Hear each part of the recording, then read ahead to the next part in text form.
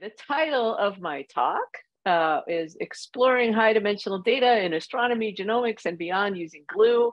And one of our Glue Genes colleagues, Immaculata De Vivo, she was joking with me last night what a great title that was. And I was like, that's a horrible title. It doesn't really roll off the tongue, but it does capture what I want to talk about today. And I'm very glad that Jonathan is here, Jonathan Foster, who is in fact the CTO of Glue Solutions and who did in fact get a PhD in astronomy before going to the movie industry and becoming the genomics software expert that he is today. And so what you see on the right-hand side of the screen is the sequence of sort of software-related events that I'm going to tell you about today. And the fun surprise for Nick Koloman is I met Nick long ago when we were setting up something called the Initiative in Innovative Computing at Harvard. And Jonathan was a graduate student at that point. And so we were working together in like 2006, 7, 8, so quite a while ago. But I'm going to show what is truly the origins of Glue from that time period as part of something that was called the Astronomical Medicine Project at the time. And it was because we used the high dimensional visualization capability that was there for medical imaging in astronomy to get this project started. And I'm not going to talk too much about that, but I will show you a few pictures just for fun. And before I do any of that, because Glue is now used in many different fields, we have a bunch of different demo videos and sort of quick what is Glue videos. And we made this one just last year to show people who have no interest in any particular subject what Glue is, but just to show what it does. And so this is actually narrated on the web, but I'm just going to narrate it live. And I apologize, it looks a little bit like a promo or advertising video, but it's the best set of slides we have for me to just show you, like if you want to hang up after this, you'll have some idea what Glue is and you can just go play with it. It should just take a few minutes. So if I just say, what is Glue? The most important thing is it's not an acronym. The word Glue means things. I'm going to show you what it means, okay? So it's open source software. All of it is in Python and open source, and it glues together data, graphs, and tools. And so now I need to say, what do I mean by data, graphs, and tools? Okay, so by data, I basically mean anything. Okay, so tabular data, binary or not, spreadsheets included, images, maps, and data cubes. And those images and cubes can have basically any number of dimensions. And there are many formats that the software will already read. And if it doesn't read your format, you'll see later, you can write your own plugin to make it read that format.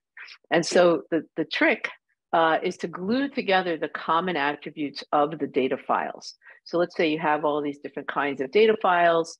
Jonathan will give you a demo later of how you link them together, but there's a GUI way to do this, or there's a programmatic way to do it. It's up to you.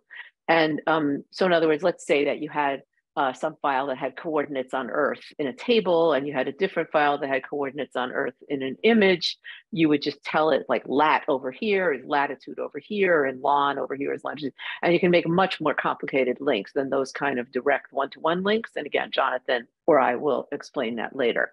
But importantly, a lot of people find this, not even the visualization piece of Glue, but this, the data linking part of Glue, the most useful, because what it means is that you never have to merge the data files, and that instead you can leave them in their native happy formats. Okay, so what do we mean by graphs and gluing together graphs? So by graphs, I mean like anything. So common statistical graphics are all built in. Maps and images, as I said, we can handle those data formats. So of course, we want to be able to display them.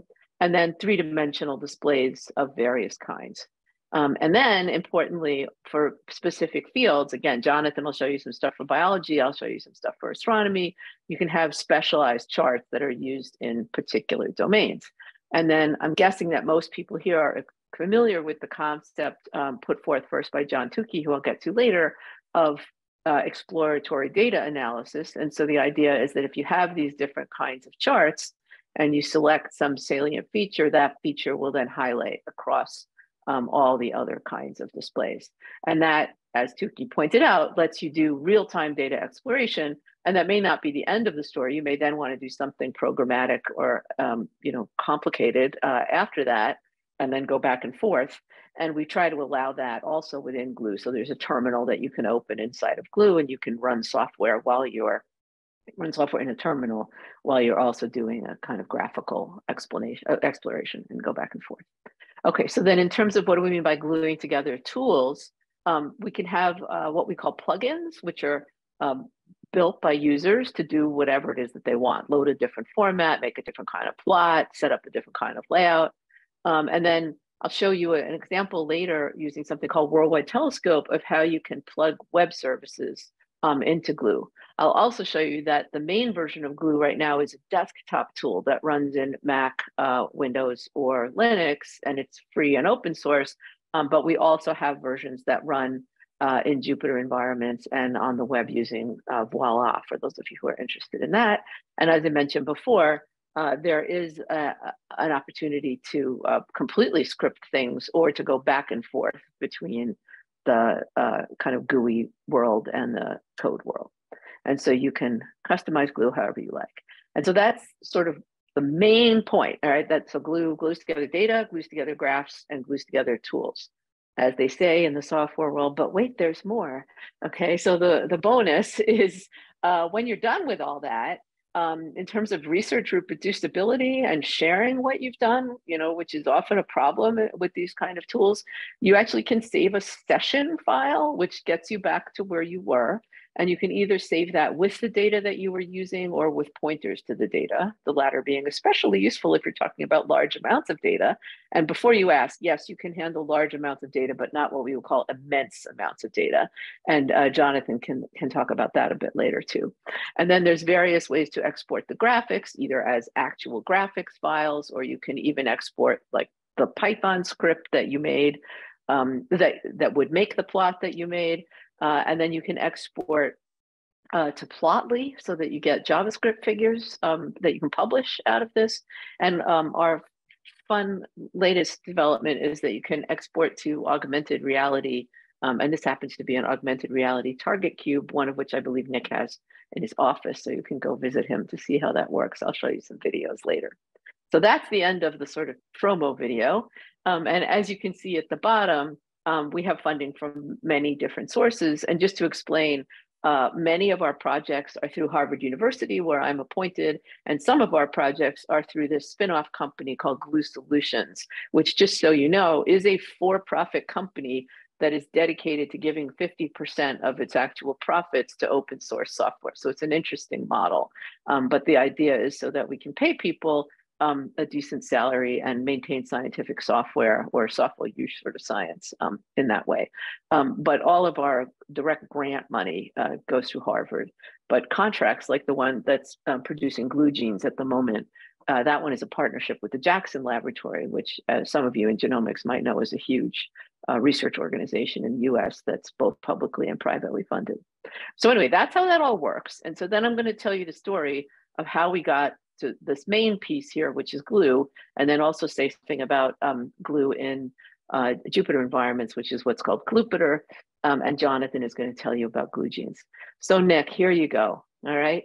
Nick is going to remember he made this very modern looking graphic actually in something like 2007, I believe using VolView. Is that right, Nick? Yeah. Okay. So VolView is was a very good volume visualization tool that allowed for lighting and things like that. But what is this? Okay, so it says Nick Holloman's Perseus. So I kind of need to tell you what Perseus is and what this has to do with the theme of my whole talk. And I promise I will do that in a moment after I explain my lifelong quest for what sometimes gets called DDD, but stands for Data, Dimensions, and Display. And the whole idea is that in science, we're very often forced into using some particular kind of display, either by that's what we're used to, or that's what we have to use. So like a two-dimensional piece of paper, or maybe a video screen, et cetera. But often we have very high dimensional data. And I don't mean only spatial. So by dimensions, I mean that in a generic sense, like you could have a table with 1,000 columns and each one is treated as a dimension. I'm going to show you a lot of examples that use actual spatial data, but it's not necessarily the case that even using Glue that you would have to mean actual spatial data. So what you're going to see in the next few minutes is kind of how you go from this kind of 2D view of the world that you would associate with, say, brain imaging to the 3D view of Perseus that I showed you. And toward the end, I'll show you something about how you can use things like augmented reality target cubes to sort of hold this data in your hand and still have it connected to your analysis. But I just want to say, but I'm not going to really show anything more about this thing that looks like a child's craft project. But that actually is the best three-dimensional model of Orion that had that's a star-forming region in the interstellar medium that had ever been made until it was made about 5 or 6 years ago. And now we have stuff where we can do things a little bit better. But anyway, that was made by a group of experts standing there together trying to decide where things were in 3 dimensions.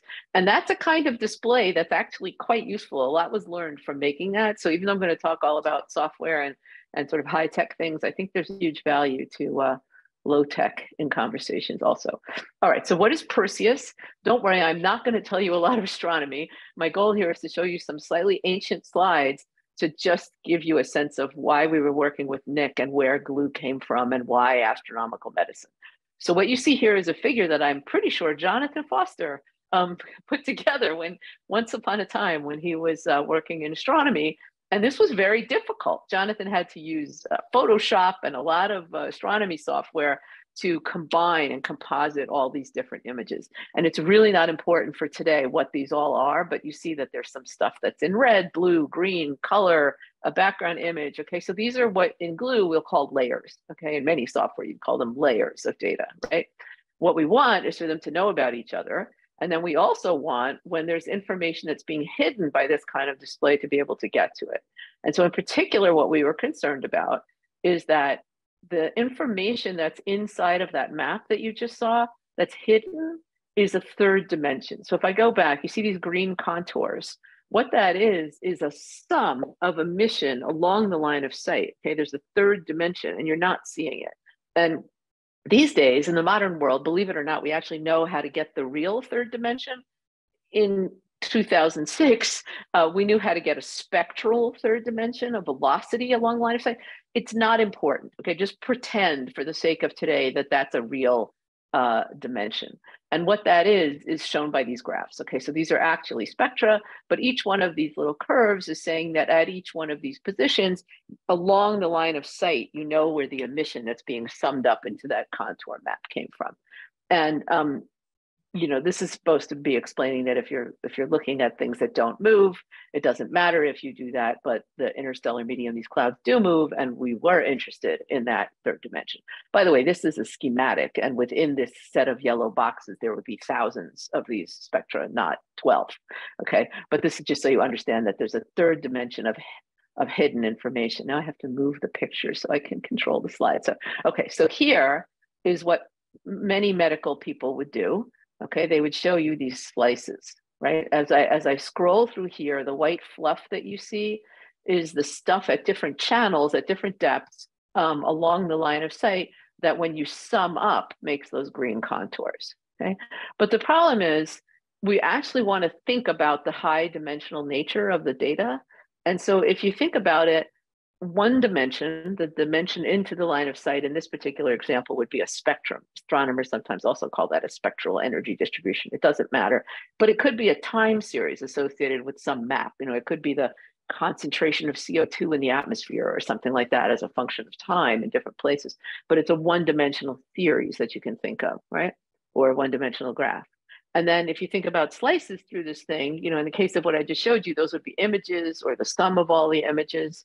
And then if you think about the 3-dimensional actual data, you think about what I showed you that Nick made, right, of a 3-dimensional rendering, or the kind of slices that I just showed you a minute ago. And then if you miraculously had data that were resolved in time, as is often the case in medical imaging, then you would have a 3-dimensional display that moved. Okay, and so again, in medical imaging, you kind of know what somebody's brain looks like. And if you do this, you can get a pretty good view of what's going on. But in astronomy, we don't know what this cloud looks like, promise me, okay? I promise you, rather. We don't a priori know nearly as much about that as a radiologist knows about this, all right?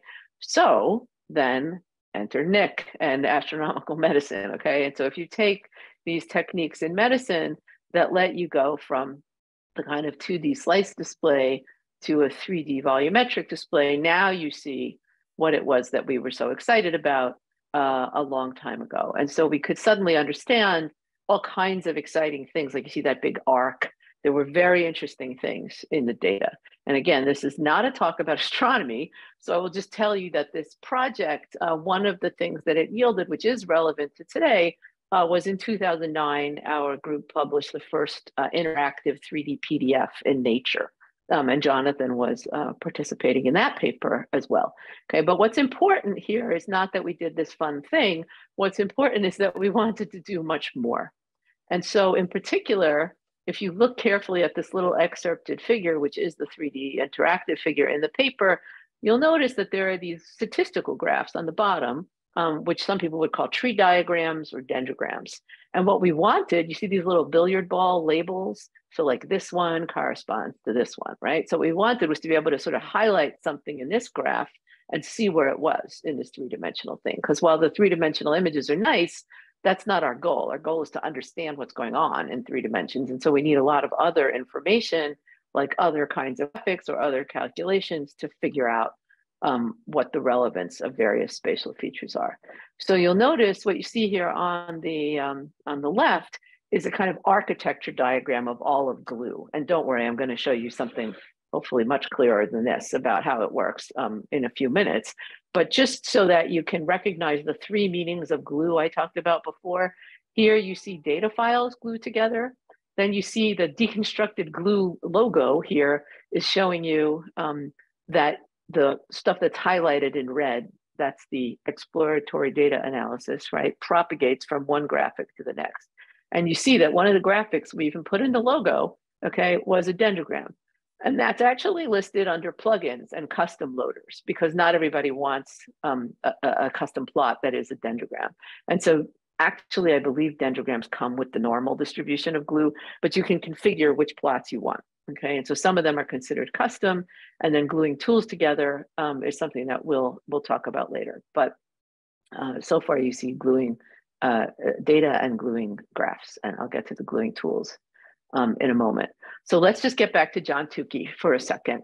And for anybody who's not familiar with his fantastic work in the 1970s, what his idea was that if you had these different kinds of displays of data, and in particular, he was thinking ahead toward being able to actually look at the data in more dimensions and live and moving in particular, then a human brain is very good at seeing changes. And so if you can highlight something in, let's say this was a dendrogram or some kind of network diagram, and then you see that data in all these other displays, this is very useful to people. And so it is in fact very useful and has spawned all of this work, most notably this project called DataDesk. By the way, this is live and I always put all my slides online, so I'm not going to go click on all these links, but if you're not familiar with the history of this software, you can even watch this amazing video from 1973 of John Tukey explaining what exploratory data analysis is for. But anyway, so one of Tukey's students, Paul Velleman, started this thing called DataDesk that only ran on a Mac, but let you sort of lasso points in tabular data from one graph to another. And I was lucky enough to discover this in the 1980s because I had a Mac. And the thing is, it wasn't very popular because very few people had a Mac. And just for this crowd, I'll point out that the reason that it was so important that it was on a Mac is because that was the only computer that had a mouse. Okay, so the way to actually select stuff relied on a mouse. And so that's why nobody knew about this for a long time.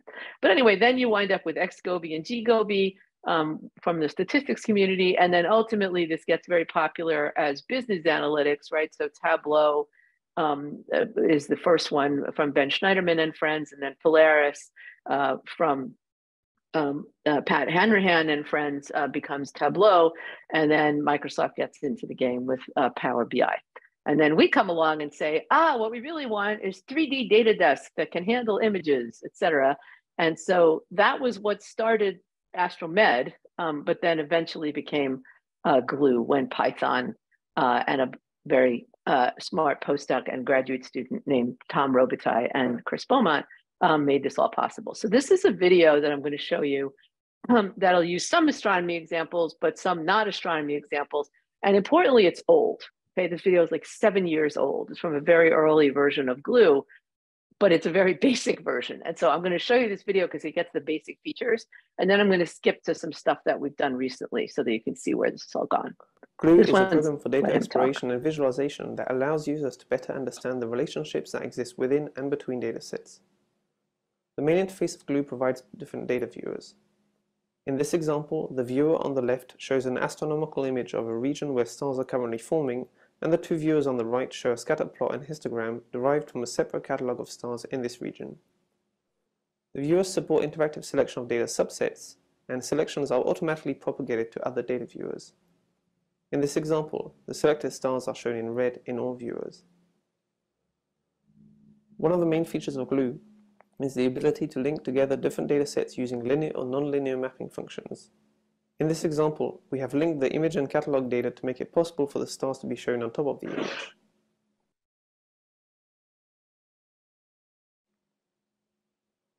Three-dimensional data viewers are also available. In this example, we can see the 3D distribution of all earthquakes recorded around the world in the last 6 years. The points are colored by the depth of the location where the earthquake originated. The lighter colors show earthquakes that occur deeper in the crust. This viewer also supports highlighting of selections made in other viewers, as well as direct 3D selections.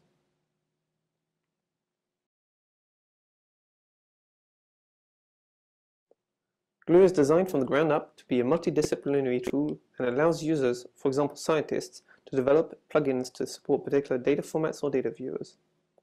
This example shows a volume rendering visualization of medical data that consists of braid scans.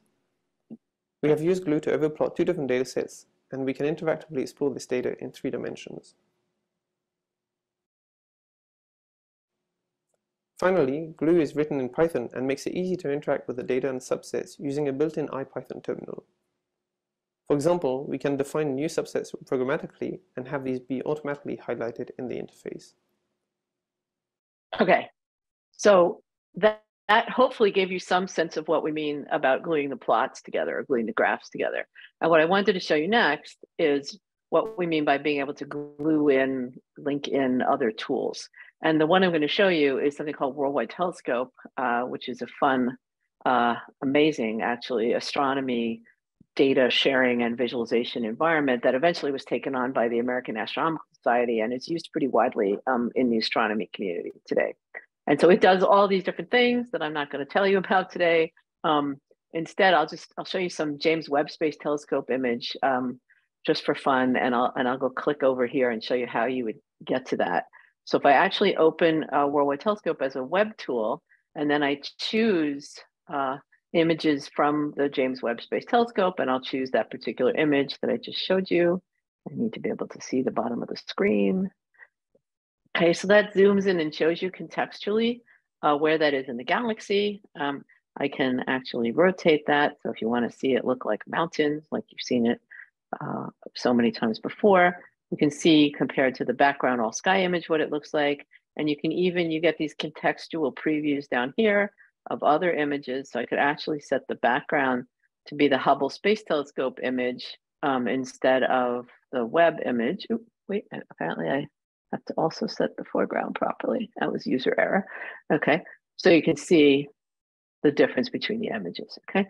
But also I can go here and you see that there's this finder scope, and I can go here and I can like look up all the information on various databases about the particular objects that I'm looking at. And I can even like jump to other software that's called ESA Sky, or I can display the same part of the sky. But since this is not an astronomy talk, I'm gonna just skip out of that for a moment, but tell you that we have a lot of connections between our software tools already. And so the idea is to be able to connect something that can powerfully get you to a lot more data into this software that has actual statistical analysis controls. And so again, in the interest of time, I'm not going to actually open and show you this demo, but this is mostly for Nick. So, you know, here's Perseus in 3D again. And again, I had to cover the bottom of the screen to see. So you can see that it says, this is a paper, the result is this paper here from 2006. Here's Nick's video up here. And to make this glue session and reproduce the results that were in that paper and do much more took me 5 minutes. And it took the postdoc a year. So yeah, so while the beautiful lighting that Nick has here in Volview still isn't actually in the open source Python tools. The ability to do things very, very quickly and explore the data is what's more important to us these days. We would love to also have volume visualization tool that looked better inside of that. And we could maybe talk about that in the questions. This particular example shows you many different kinds of visualizations glued together, including a panel from Worldwide Telescope as well. But importantly, it's in a paper that Tom Robitaille and I wrote with Michelle Borkin that emphasizes the ability that Glue has to let you both do the kind of exploratory visualization that I've been showing you, where you get scientific discoveries and publish them even in interactive ways, and then also, you know, output the best stuff for outreach. But then importantly, when you have outreach explanatory material, you can actually link people back in to the deep data exploration tools, especially for stuff that's on the web. So that's a whole different talk that I'm not giving, but it's about going from exploring data to explaining data and back and forth. But I'll just tell you that Glue is a key piece of that. And the way that I'll demonstrate that for you is every year I make gifts for my research group. And this is this year's gift. So this is actually a ceramic trivet. I'm sorry, I don't have one to give to each of you. But on the real trivet, you can't click on these dots and see what all of the software and results are, but I'll just click on this one here that shows you an integration that we did of some information about the structure of the galaxy in 3 dimensions right around the sun, and the nature of star formation near the sun. And so if you click here where it says visuals, you can get to the actual figures that were in the paper. I'll actually just open it from inside the paper. It's easier. I can run it in the web page, but I'm not very good at the mouse controls and not accidentally moving around on the web. But you can see this is a Plotly figure that was exported from a Glue analysis. And you can even do fancier things where if you want to show the evolution of how do these different star forming regions get there and how does a model of an expansion of supernovae work. And so I'm sure you've seen all of these kinds of things in Plotly, but what's important is that the same software that allowed us to do this analysis to figure out what the local environment around the sun looks like and how star formation works, the same software produces the final product. Now, this one, I admit there was an artist involved to kind of clean things up. But we have slides, again, which I'm not showing you today, that show you the movie version done by the artist and the actual data-driven version that look almost the same. And this was very exciting to people in the public. And so this actually was featured in the New York Times, the graphic that I just showed you. And there were many, many articles about this discovery about local bubble star formation.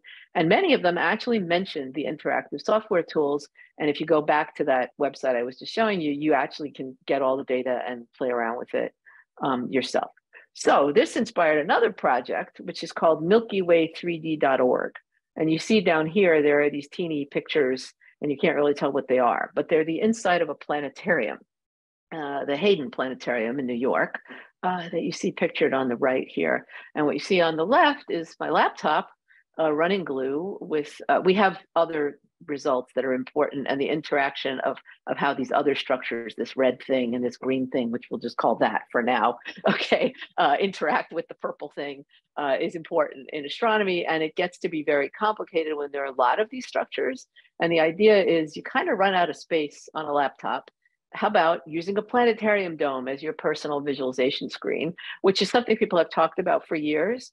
And that's great when you're all done and you want to just show people stuff. But what's much greater is we've actually made it possible not only to go from Glue to the planetarium, but also, and the planetarium runs some software called OpenSpace, which also runs on a desktop.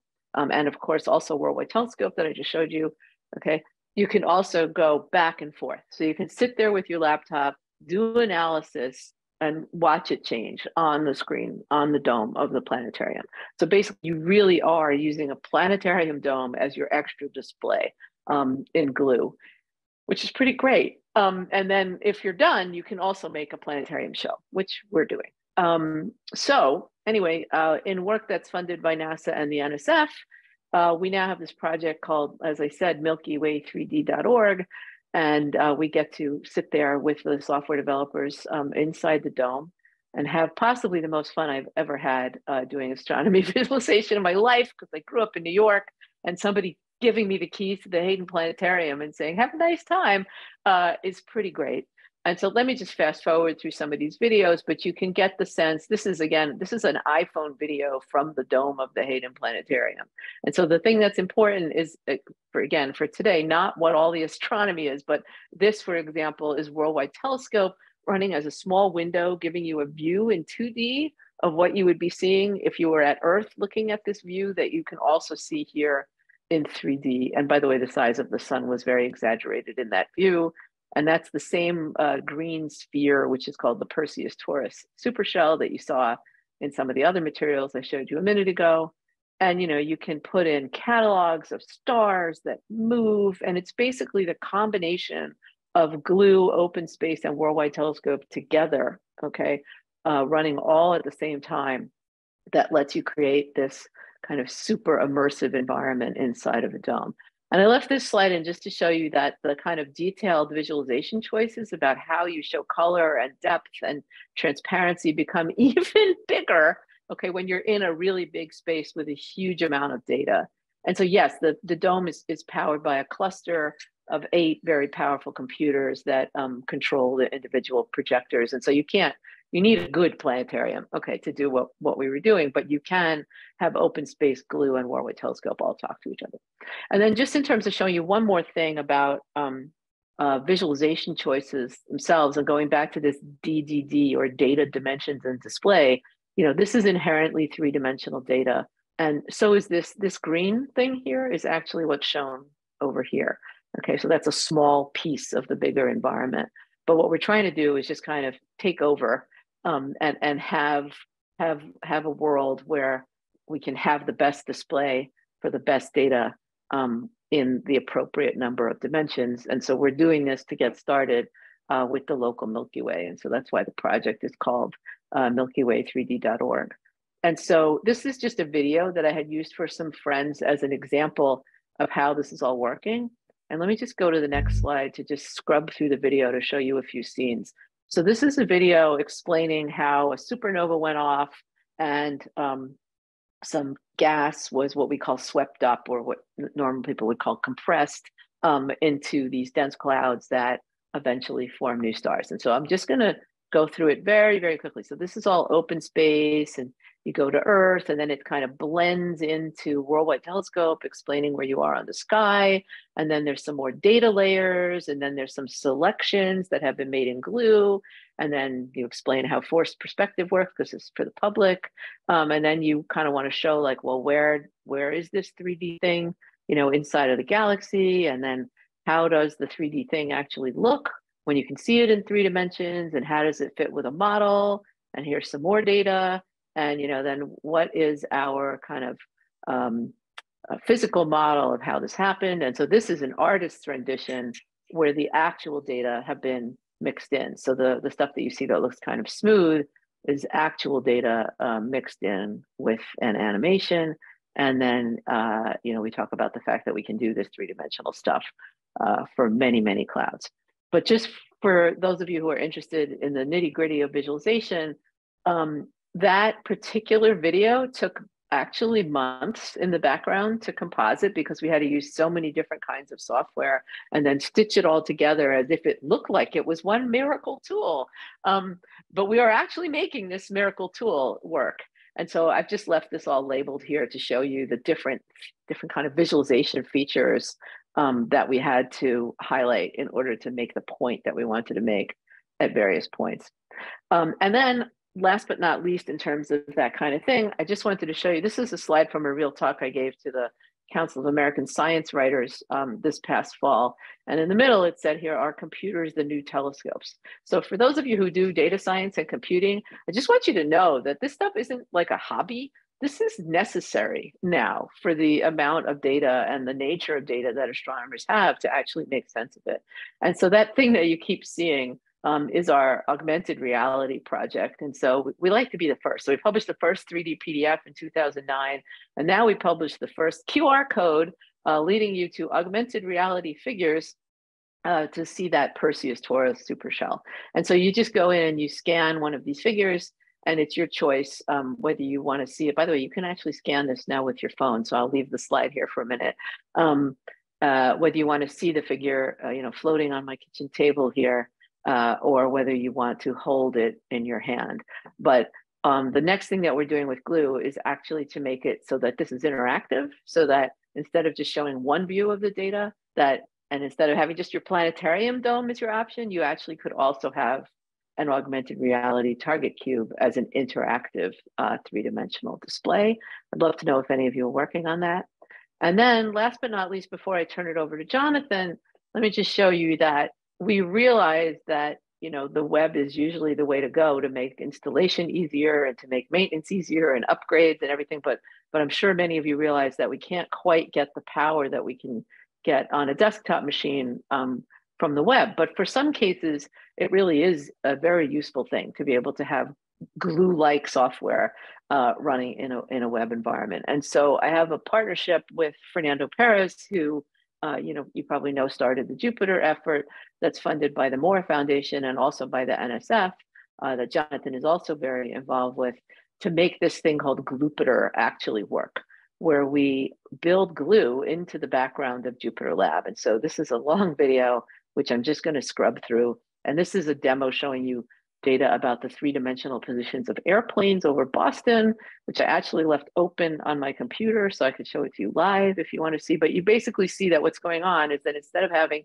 many different windows in Glue that are all in this Qt desktop environment, you have all of those features reproduced inside of a Jupyter Lab environment. And this is the link editor between the data sets that Jonathan will show you for genomics. And I think the almost last slide I want to show is just that Glupiter itself has many flavors and cousins. And in particular, a lot of the money for Glue initially came from the James Webb Space Telescope project itself and from NASA. And there's a version of Glue that's good for kind of previewing data that's called JDA Viz. And you can, again, go to this webpage and click on all of these things. Jonathan has been working hard on a project that's funded by Google and Harvard, where we're looking at climate change and climate mitigation challenges. And so we have something called SAVE, the Search Analysis Visualization Environment, that uses Glue as a bit of a GIS tool as well as analysis.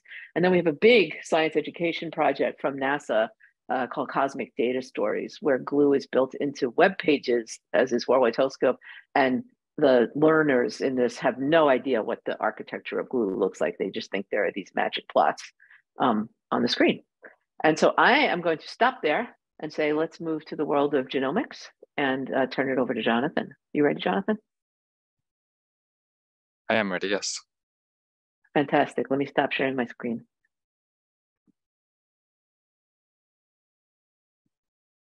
All right.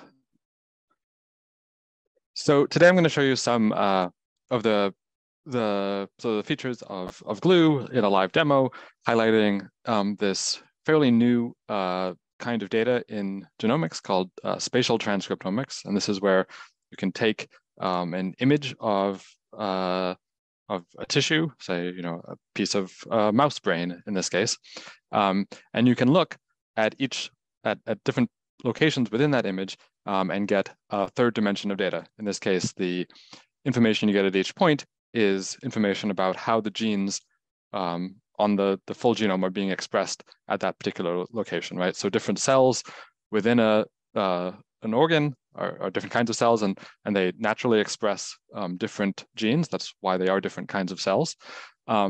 But as you can imagine, this is also particularly useful for things like pathology, where you might be looking at the difference between diseased cells. You might be looking at the difference between cancer, as you progress, through the boundary between a tumor and normal tissue in a cancerous region. And you could do this in many different ways, look at many different features along that third dimension and at different resolutions. In this case, I'm showing you stuff that's not down yet to the single cell, but that it does exist in some technologies, and even subcellular resolution, looking at gene expression inside of a cell. So in the demo today, we just have effectively, well, there's sort of four data sets. and we'll open up the link editor in Glue first to show you what the data sets are. So the image is pretty self-explanatory. This is just the actual image of this slice of the brain.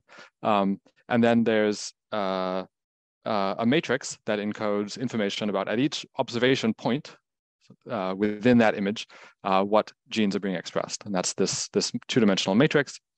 And then associated with that matrix, right, there's metadata sort of about the genes and about the points of the observation, the kinds of things that are being observed there.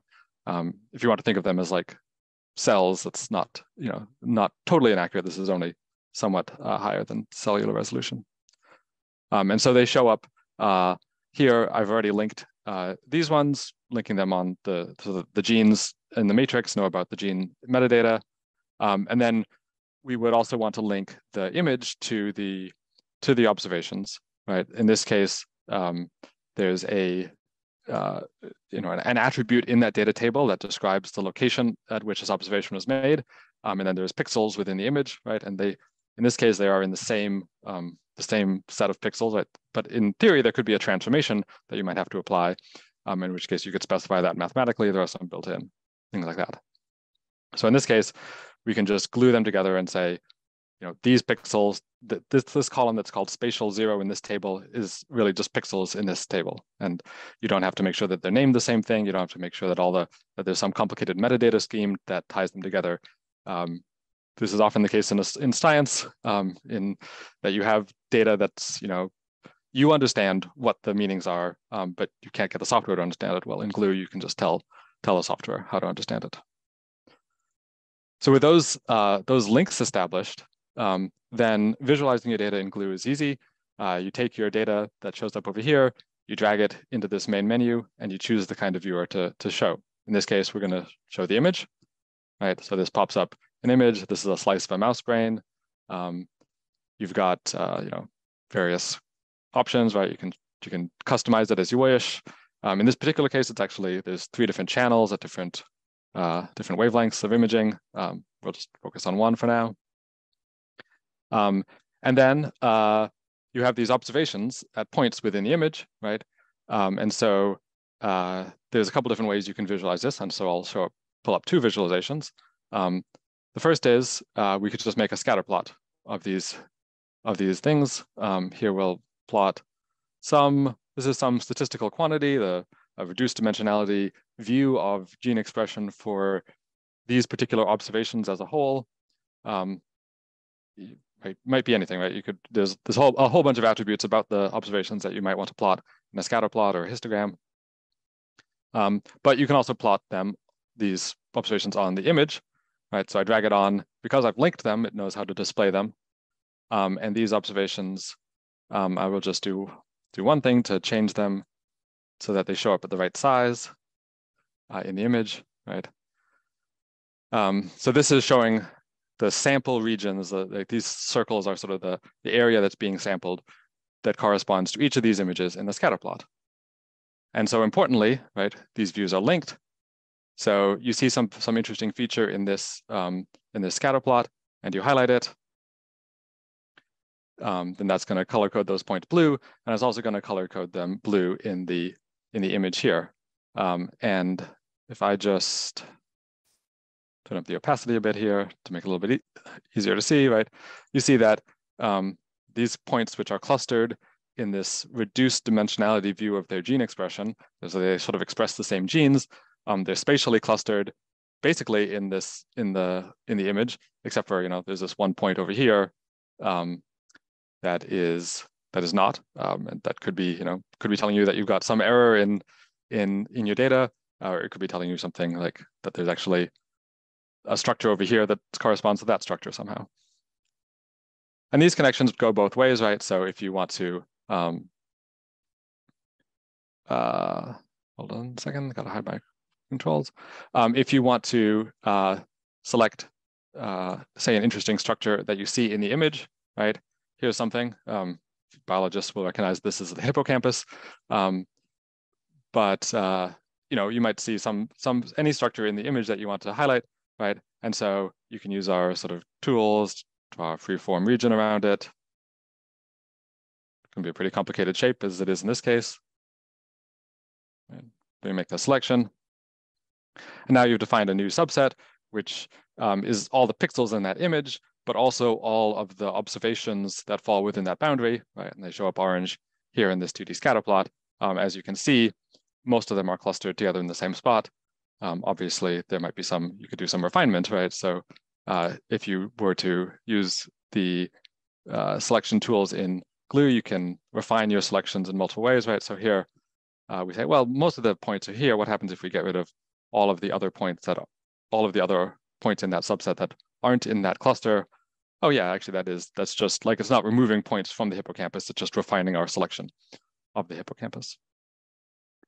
And so there are other views you could make, right?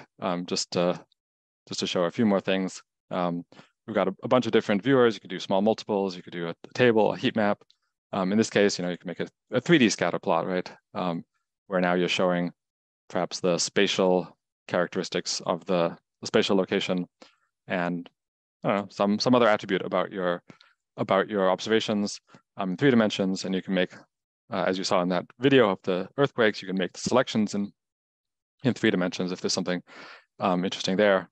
And finally, you can do more complicated connections, right? So an obvious thing you might want to do here is to look at how a particular gene is expressed, or a particular set of genes are expressed differentially across the image, right? So if you have a particular gene you're interested in and you want to know where it is, then we can do that in Glue by looking at, here we'll choose a subset of genes. I'll just pull up a table viewer. This is the table of metadata that the data set has about the genes.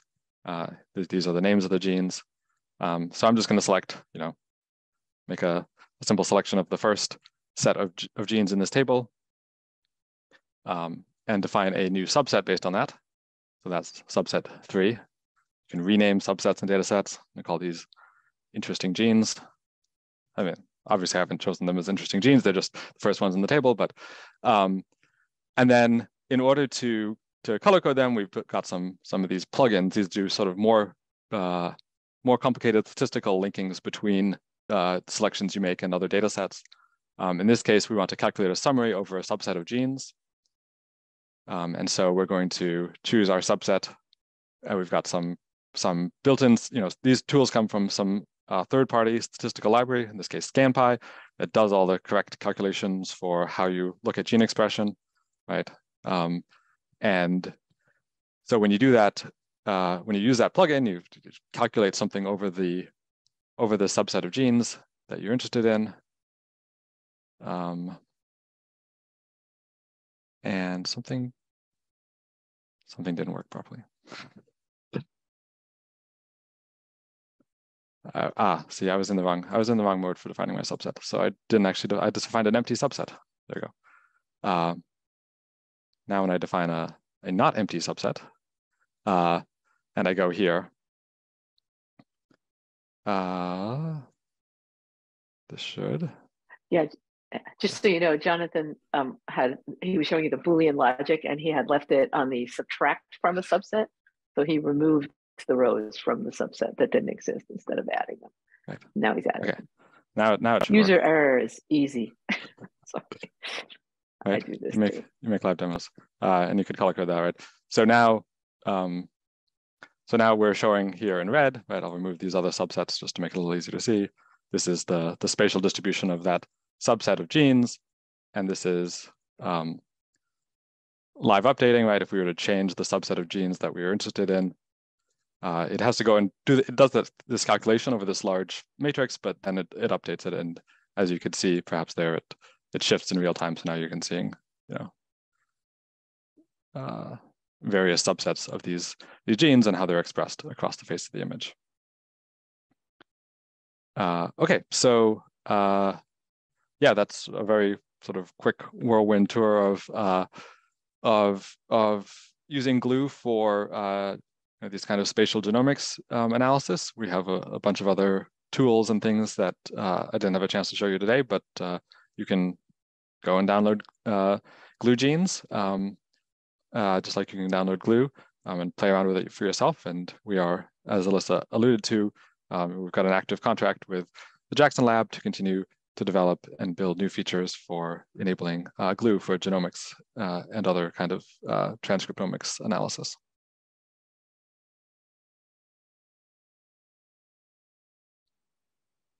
So I think that means it's time for questions, if anybody has them. I think so. Yeah, here, I'll just put my, whatchamacallit, just put this back here because we have some contact information and links here at the end. So I'll just leave that there for a minute if that's helpful. You can find us. Thank you for that. That's really good. Lots. Thank you. Lots of tools and different things. I had a question while everyone else is thinking. If you put your hands up, then we'll try and I can try and direct questions to people. You briefly mentioned GIS data in passing, which is something of interest.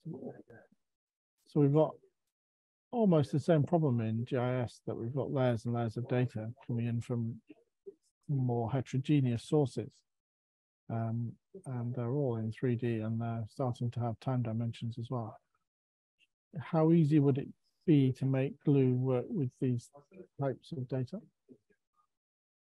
Well, funny you should ask. Hang on just a minute. So here, one of our simplest demos is the one that I happen to leave open, that shows you the three-dimensional flights of airplanes over Boston. And this is just showing you, selecting things that are landing or taking off and then trying to understand them. And so what you see here is just an image, which could be loaded as many layers of an image. So it's just, this actually only has the red, green, and blue colors so that you can kind of, see the land, okay? But then obviously the airplane tracks are loaded in, and, the same planes that are selected, various ways are selected in all these different kinds of plots. And then the one, here's a three-dimensional view. I'm sorry, the zoom controls are making this really hard. Let me just hide them. They just keep going right in front of what I have to click on. Okay. And so, here was Worldwide Telescope, which was our first quote unquote GIS tool, but I'm going to turn this over to Jonathan to explain what we've done with IPy Leaflet. And there's actually sort of Glue Maps is a plugin that Jonathan is working on. And so this is just, you can kind of see the whole Earth, and you can see the data in context of the Earth, and you can have it be three-dimensional, and you can turn layers on and off and things like that. But this is pretty rudimentary, but just to answer your question, like we sort of already had those features. And then because of this data and climate project, we've been adding more and more. And so I'll turn that to Jonathan. Yeah, so we have a basic kind of map viewer built on IPy Leaflet that allows you to, to add data sets and regions and stuff like that. But what we don't have yet, right, is some of the more advanced things, right? So like we don't display we don't have a nice interface for displaying time series of maps or doing sort of more advanced logic about overlap between regions and things like all the kinds of the tools that ultimately you would want from a GIS tool has to be a little bit more advanced.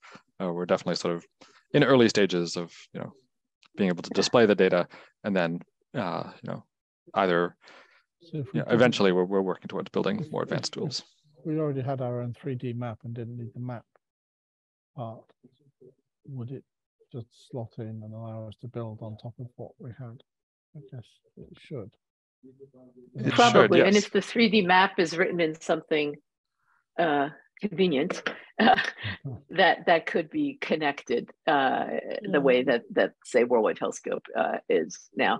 And we're trying to do the GIS stuff in a more web-based environment, in Jupyter Notebook, Jupyter Lab, et cetera, because a lot of And as a matter of fact, Jonathan worked on something that was we had these climate justice fellows as part of this Google program. And, they want something more like an interactive dashboard. And they would normally use like ESRI's storytelling tools or something, but we wanted to be able to do something a little bit more with the data. And so if we had more time, or if you want to see offline, Jonathan can share with you one of those notebooks, which isn't a notebook. It actually runs in a web page. Well, I guess we're not very interested in web maps. They're very boring things. But we are very interested in 3D models, accurate 3D models of cities. There's a few groups with that interest. That would be really cool. Yeah, we should talk about that, because I think you'd probably want to use a desktop version for that, but yeah. Yeah. Anyway, I noticed Kai's got his hand up, so he should ask his question.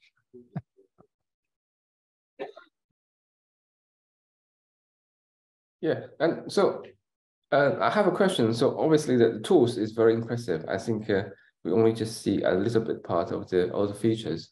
And I think at the beginning of the talk, I think you mentioned one of the features of the tool is it will be able to get back to where you were to generate the results you created. And then you can say, either, I don't know, start from there. So for me, the question would be, is the tool be able to kind of trace how you get there to where you ended, all the processes? Yeah. It's funny that you should ask that, because we have a collaborator in the broader GLUE program. His name is Eric Tollerud, who's very, very, very concerned with research reproducibility. And so, no, it will not capture every keystroke. It will capture a way that you could have gotten to where you are. So in other words, it has like a Python script for every graph. But no, it's not every keystroke. Now, of course, Jupyter Notebook on its own has this kind of problem too. Like you can edit it and then run it and edit it somewhere else and run it again. And so, no, but it's way, way better than the nothing that most people provide. So we do publish the GLUE sessions. So I should explain. There's one more website where I had to give a public talk this spring, and there's this website. I'll just put the link in the chat, but it's called Dimensions of Discovery, and it gives you a lot of web things that we made using this, and you'll see that when you go to the papers for those GLUE sessions are published along with the interactive figures. So the data is published usually on Dataverse, and then the session is published also on Dataverse, and if you download the whole thing, you can run it. Okay, yeah.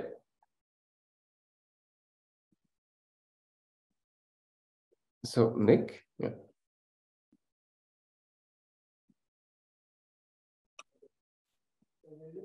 Which Nick? Me? I already asked questions. I think Nick Barlow has had to go, but he would have had lots of questions about provenance, because the team he's in at the Turing spend ages building tools to record every step that everyone ever did. Actually, you may be in touch about that. Any more queries, questions, thoughts? I presume we can just go and download this and use it from some handy website. Absolutely. Yeah, and we would recommend, there are ways that you can do conda install and pip install, but if you wanted to just work out of the box and not mess with your other Python installations, there are standalone installers that you can download. So a DMG file for a Mac and the equivalent for the other platforms. Just do that. Okay. Not for GLUE genes. For GLUE genes, you gotta get it a different way. Yeah, GLUE genes is built on this plugin architecture, right? So it's basically just a bunch of plugins for GLUE, but the DMG standalone installer that you'll download is GLUE with some set of plugins, and that's a sort of standard set of plugins. And we don't yet have a DMG version for GLUE genes, but it will come one day. Okay. I'm conscious that Alyssa's got a whole queue of people wanting to talk to her today. So I don't want to be late. Okay, but actually, what was I going to say? We're looking always for fun, new collaborative projects.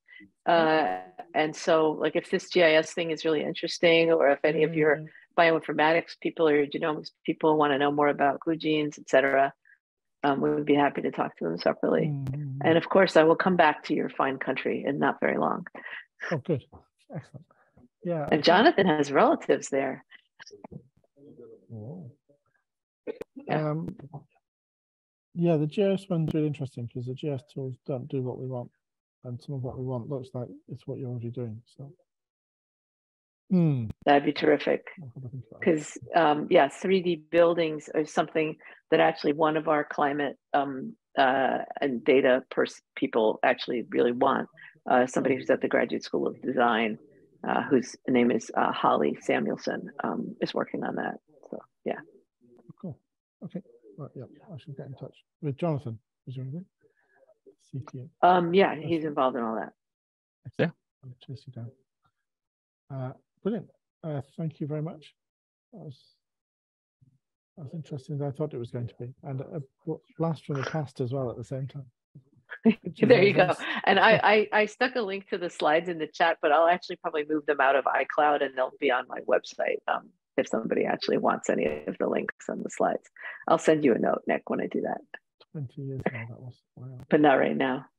It's almost 20 years. Yeah, Nick, almost 20 years. Kind of amazing that volume visualization you made is still better than anything you can make in Matplotlib or anything like that. So, yeah. Volview is good software too. Yeah, we use, by the way, for those of you who are curious, that was VizTIG what we use, and we also have iPy volume running in a web browser. Neither one of them look anywhere near as good as Volview. They have no lighting. Yeah. I'm surprised. Yeah. Okay. Fix that. Thank you. Okay. All right. Thank Fantastic. You so much. And glad to see you all.